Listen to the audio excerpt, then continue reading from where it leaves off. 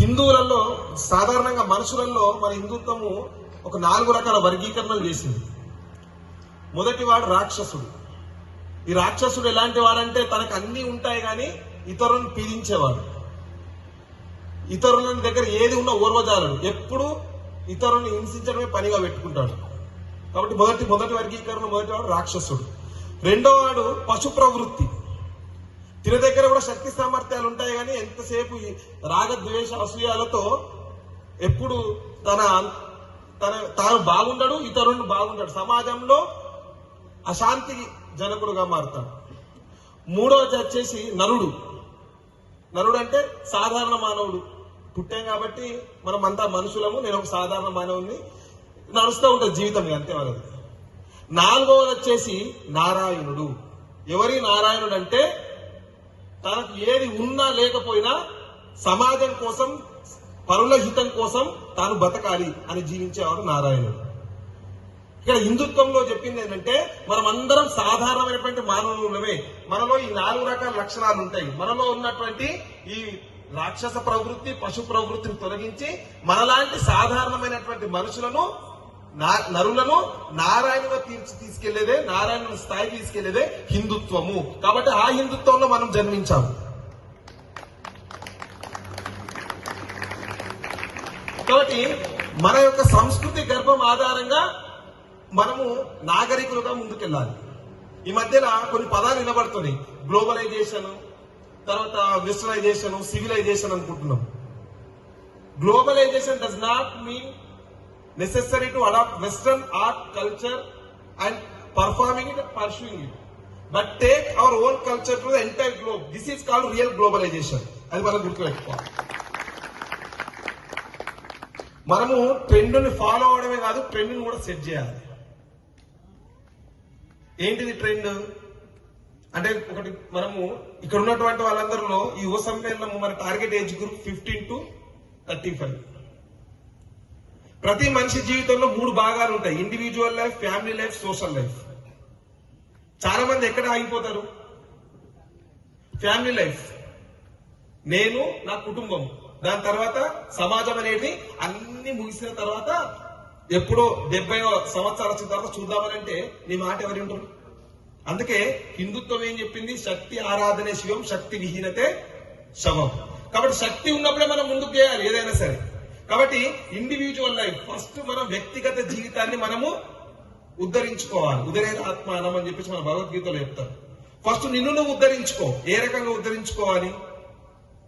5 భాగాలు ఉంటాయి: శారీరకంగా, మానసికంగా, ఆధ్యాత్మికంగా, కళాత్మకంగా. అదేవిధంగా ఈ 4 గుణాలు ఉన్నవాడు సమాజాన్ని ఉద్ధరించేవాడు అవుతాడు. శరీర మాధ్యం కరుధర్మ సాధనం.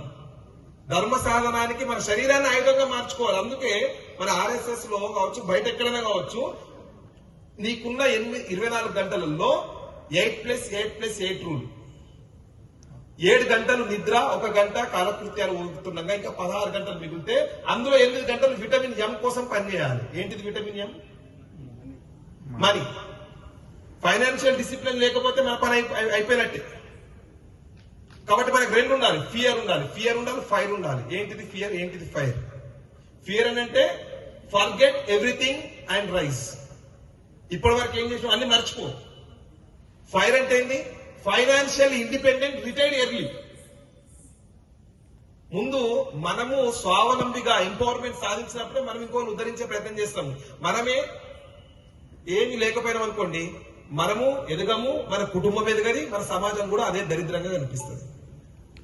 కాబట్టి 2 చెప్పాను. ఏంటిది? Fear, fire. Forget everything and financial fire. Fire ఏంటి? Financial independent, retired early. మనకు చతురాశ్రమాలు అని చెప్పేసి ఉన్నది: బ్రహ్మచర్యము, తర్వాత గృహస్థాశ్రమము, తర్వాత వానప్రస్థాశ్రమం, సన్యాసాశ్రమం. కాబట్టి 15 నుంచి 30 సంవత్సరాల వయసు ఉన్నటువంటి ఎవరైతే ఉన్నారో మన దృష్టి ఈ బ్రహ్మచర్య దశ 15 నుంచి 20 సంవత్సరాలు మన యొక్క స్కిల్స్ ని మనం షార్పెన్ చేసుకోవాలి. When we are not update we will be outdated. కాబట్టి ప్రస్తుత పరిస్థితులలో మనకు చరిత్ర నేర్పిన జ్ఞానంతో పాటు ఆధునిక విజ్ఞానాన్ని జోడించుకొని మనం వెళ్ళాలి. జాబ్ సీకర్స్ ని కావద్దు, జాబ్ క్రియేటర్స్ ని కావాలి. ఎంతసేపు నేను నడుస్తా ఉంది చల్తేనాం గాడి అన్నట్టు మన లైఫ్ లో వెళ్ళకుండా కొంగొత్త ఆవిష్కరణలతో మన సమాజంలో ఒక మార్పును తీసుకురావాలి. పరాగ్ అగర్వాల్, ఈ పేరు వినే ఉంటారు మీరు. ట్విట్టర్ కు సీఈఓగా పనిచేసిన తర్వాత 2012 నుంచి ట్విట్టర్ సీఈఓ చేసిన తర్వాత 2022లో ఎలాన్ మస్క్ ఏం చేసిందంటే ట్విట్టర్ ను కొనుగోలు చేసి దాన్ని ఎక్స్ గా మార్చేసి అభ్యంతరకర రీతిలో వీరిని కంపెనీకి తొలగించాడు. అని ఒక ఎంత అభ్యంతరకరం అంటే నా దగ్గర ఉన్నటువంటి నా పెంపుడు కుక్కకు కొత్త డ్రెస్ చేసి సీఈఓ స్థానంలో కూర్చొని పెడితే అది నీకంటే కూడా బాగా పనిచేస్తా అని చెప్పేసి అని పరాగ్ అగర్వాల్ వెబ్ సిస్టమ్ అనే ఒక కంపెనీ పెట్టేసి నన్ను అవమానించినందుకు నాకు చెప్పకుండా నన్ను ఇన్ఫార్మ్ చేయకుండా నన్ను తొలగించినందుకు ఎలాన్ మస్క్ మీద 1000 కోట్ల రూపాయల పరువు నష్టం దావా వేసి దాన్ని పిండి వసూలు చేసేసి ఒకప్పుడు 1000 మందికి అధినేత అయినటువంటి పరాగ్ అగర్వాల్ తర్వాత తన చిన్న టీంతో 5గురితోని ప్యారలల్ వెబ్ సిస్టమ్ అనేది ఒకటి కొత్త సాఫ్ట్వేర్ కంపెనీని పెట్టి ఈ రోజు 22,000 కోట్ల టర్న్ ఓవర్ తో తానే ఒక కొత్త కంపెనీ సృష్టించి ఈ రోజు ఏఐ యొక్క సెర్చ్ ఇంజిన్స్ కే తాను ఒక వేదికగా తన కంపెనీ సృష్టించి సమాజంలో ఒక మార్పు తీసుకొచ్చింది. ఈ చరిత్ర మనలో ఎంతమందికి తెలుసు. కాబట్టి మనం గుర్తుపెట్టుకోవాలి, మనది ఎంతసేపు ఎవడో వాడేదో చేస్తుండు వీడేదో చేస్తుండే కాదు, మన దాంట్లో కూడా అద్భుతమైన ప్రతిభా పాఠే వాళ్ళు ఉన్నాయి. దాన్ని బయటకు తీయాలి. సమస్యల వెంట వెంపర్లాడకుండా సమస్యకు పరిష్కారాన్ని సూచించే ఒక గుణాన్ని మనం డెవలప్ చేసుకోవాలి. కాబట్టి ఇండివిజువల్ లైఫ్. ఉమా వినిషా శంకర్, ఈ పేరునే వినొచ్చు, 12 ఏళ్ల అమ్మాయి. ఆమె పెద్దగా కొత్తగా ఏం కనిపెట్టలేదు. సమాజంలో ఒక సమస్యను తీసుకుంది. ఏంటి ఆ సమస్య? రోజు మన ఇంట్లో, మన వీధులలో, మన కార్యాలయంలో చూస్తాము 1000 మంది బొగ్గును ఇస్త్రీ పెట్టెలలో వేసి ఐరన్ చేస్తూ ఉంటారు, అవునా కాదు? ఆమె ఏం చేసింది? జస్ట్ ఒక సోలార్ ప్యానెల్ బిగించి దానికి కనెక్షన్ ఏర్పాటు చేసేసి ఐరన్ మ్యాక్స్ అనే ఒక చిన్న ఆవిష్కరణ చేసింది. ఈ రోజు గ్లాస్గోలో జరిగినటువంటి COP26 లో ఆమె ప్రపంచంలోనే ఒక అద్భుతమైన ఆవిష్కరణగా ఆమెకు బెస్ట్ అవార్డు వచ్చేసింది. ఆమె ఆవిష్కరించింది. సుమారు ప్రపంచంలో 1.8 టన్నుల యొక్క కర్బన ఉద్గారాలను, ఏదైతే ఈ పర్యావరణానికి నష్టం చేకూర్చినటువంటి ఉద్గారాలను తగ్గించేటటువంటి ఒక వ్యవస్థను రూపొందించింది. చిన్న ఆవిష్కరణే. కాబట్టి మనము ఇండివిజువల్ గా మనం డెవలప్మెంట్ ఏ రకంగా సాధించాలంటే ఇప్పుడున్న పరిస్థితులలో దానికి వినియోగించుకోవాలి. ఈ రకమైనటువంటి భావ దారిద్ర్యం పెరిగిన కారణంగా చాలా మంది ఏమైపోతున్నారు? కుటుంబాల నుంచి దూరం అయిపోతున్నారు. ఇక్కడ చాలా మందిని చూస్తే కోలివింగ్ హాస్టల్స్, దాని తర్వాత పనికి మాలి అన్ని పెరుగుతున్నాయి భాగ్యనగరంలో. ఎందుకు ఇవన్నీ కారణం ఎందుకు అయిపోతున్నాయి? ఈ కోలివింగ్ హాస్టల్సే కాదు, చాలా రకాల డిఫరెంట్ కల్చర్, పబ్ కల్చర్. 2014 కంటే ముందు సుమారు 10ల సంఖ్యలో ఉండేది, ఇది ఈరోజు 100ల సంఖ్యలో అయిపోయింది. వ్యక్తిగతంగా, కౌటుంబికంగా, కుటుంబ పరంగా నువ్వు మన నాశనమైనప్పుడు ఆ దేశము సచ్చు చరిత్రనే మిగిలిపోతుంది. కాబట్టి మనం యువకులను గుర్తుపెట్టుకోవాలి. ఈ 15 నుంచి 30 సంవత్సరాల వయసు ఉన్నప్పుడు ఖచ్చితంగా ఇందాక చెప్పినట్టు forget everything and rise, financial independent, retired early. ఏదైతే మళ్ళీ బ్రహ్మచర్యం నుంచి మన కొత్తగా మన యొక్క ఆర్థిక క్రమశిక్షణ నేర్చుకుని తిరిగి గృహస్థాశ్రమంలోకి అడుగుపెట్టి మన హిందూ కుటుంబాలను నిలబెట్టాలి. అది మాత్రమే పరిష్కారము. పరమ పూజనీయ డాక్టర్ మోహన్ భాగవత్ గారు మొన్న చెప్పారు, మన సరసంగ చాలక్ గారు, కనీసం 3 పిల్లల్ని కనాలని చెప్పేసి. తప్పకుండా ఇది మనము అత్యవసరం ఇప్పుడున్న పరిస్థితులలో. ఎందుకంటే ఫెర్టిలిటీ రేటు పడిపోతుంది అంటే మెల్లగా 2047 కోసము చాలా వీళ్ళు ఏం చేస్తున్నారు? గజ్వాయే హింద్ అనే పేరు మీద ఒక మతము, ఆపరేషన్ యెహోవా, ఆపరేషన్ జాషువా అనే పేరు మీద 2030 నాటికి 2000 సంవత్సరాలు ఏర్పడిందని చెప్పేసి ఇంకో మతం ప్రయత్నం చేస్తా ఉంది. మనం మాత్రం నిమ్మకు నీరెత్తినట్టు సోలో లైఫ్ సో బెటర్, లేకపోతే నా జీవితం ఇలా ఉంటుంది. చాలా మంది ఈ మధ్యలో ఈ రకమైనటువంటి లైఫ్ స్టైల్కి వెళ్ళిపోయి విపరీతమైనటువంటి యాంగ్జైటీకి వెళ్ళి డిప్రెషన్ కి, సప్రెషన్ గురయ్యి వాడు కాక వాళ్ళ పక్కన ఉన్న సమాజాన్ని మొత్తం నాశనం చేస్తున్నాడు. కానీ మనము ఏ రకంగా సమాజాన్ని అభ్యున్నతిలోకి తీసుకెళ్లాలంటే ఇండివిజువల్ లైఫ్ బాగుండాలి, నీ కుటుంబ జీవితం కూడా బాగుండాలి. మూడోది వచ్చేసి సోషల్ లైఫ్.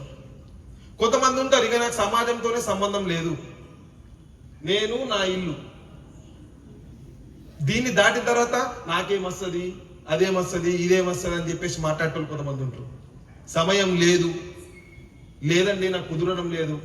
సమయం ఉంటే నువ్వు ధర్మకార్యం చేస్తా అంటే అది వ్యాపారం అవుతుంది. సమయం ఉన్నా లేకున్నా ఉన్న దాంట్లో నేను తీసి నేను దేశహితం కోసం సమాజం కోసం పనిచేస్తా అంటే ధర్మకార్యం అవుతుంది. ఈ రెండింటి మధ్య తేడా తెలుసుకుంటే మన జీవితం సార్థకం అవుతుంది. ఈరోజు దేశంలో దైవభక్తి కొదవలేదు, కానీ దేశభక్తికి చాలా ఉన్నది. ఆగస్ట్ 15 జనవరి 26 కి గుర్తుకొచ్చేటోళ్ళు కూడా చాలా మంది ఉన్నారు. లేకపోతే ఇండియా పాకిస్తాన్ ఇంకెప్పుడైనా మ్యాచ్ వచ్చినప్పుడు గుర్తున్నారు. దేశభక్తి అనేది నిరంతరం మన మనస్సులో రగిలేటువంటి ఒక అగ్ని జ్వాల లాంటిది. దాన్ని తగ్గించుకోకూడదు. మనం కోరుకున్నటువంటి హిందూ నేషనలిజం ఏదైతే ఉందో అది ప్రపంచ శాంతికి పాటుపడేది. ఏదైనా మనం పని ప్రారంభించినప్పుడు దాని యొక్క ఉద్దేశాన్ని అర్థం చేసుకుంటే దాని యొక్క ప్రభావము ఇంకెక్కువగా మనం ముందుకు తీసుకెళ్ళగలుగుతాం. అందుకే మనం యువకులు ఆలోచించాలి, ఆర్ఎస్ఎస్ అనేది మిలిటరీ ఆర్గనైజేషన్, మిలిటెంట్ ఆర్గనైజేషన్ కాదు, ఇది ఫ్యామిలీ ఆర్గనైజేషన్. ఇక్కడ ఉన్నటువంటి చాలా మంది యువకులు ఒక అపోహలు ఉన్నాయి. ఈరోజు మన మీద ఈరోజు పార్లమెంట్ లో పాకిస్తాన్ లో ఎక్కడ పడితే అక్కడ మొదటి వాక్యం ఎవరి గురించి వస్తుంది? ఆర్ఎస్ఎస్ గురించి వస్తుంది. మనము బయట జరుగుతున్నటువంటి విష ప్రచారాలను మన నెత్తిలో నింపుకొని అసలు నిజాలను పక్కదో పట్టించేసి వాటిని వాస్తవం నమ్ముకుంటే మనం చెడిపోతాము. ఈరోజు జేఎన్యు జవహర్లాల్ నెహ్రూ యూనివర్సిటీలో చదివేటువంటి విద్యార్థులు ఈ దేశం తిండిది, ఈ దేశం నిలుదాయి, ఇక్కడ ఉన్నటువంటి వనరులతో వాళ్ళు ఉన్నత విద్యను అభ్యసించి తిరిగి ఎవరు తిడుతున్నారు? మన దేశాన్ని, మన సంస్కృతినే అవమానకంగా మాట్లాడుతున్నారు. ఇది ఎక్కడ ప్రాబ్లం అయింది? ఇది వాళ్ళ మెదడులో నింపినటువంటి ఒక కుహాన మేధావుల యొక్క అజ్ఞానాన్ని